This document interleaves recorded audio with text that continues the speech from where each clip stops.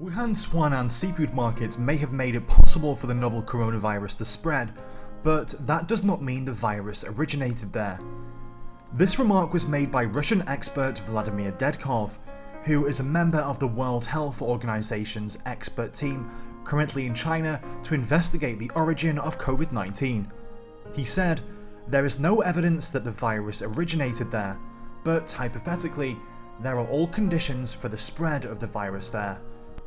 The seafood market was linked to an early cluster of COVID-19 cases, but scientists have yet to come to an unequivocal conclusion regarding the role it played in the contagion. Dedkov also refuted the theory of a virus leakage while visiting the Wuhan Institute of Virology along with 9 other WHO experts. He said, "Of course, it was important for our mission to visit this facility, talk to our colleagues and see how everything is organized there." Dedkov added that as the laboratory is professionally equipped, it is hard for him to imagine that something could have leaked from there.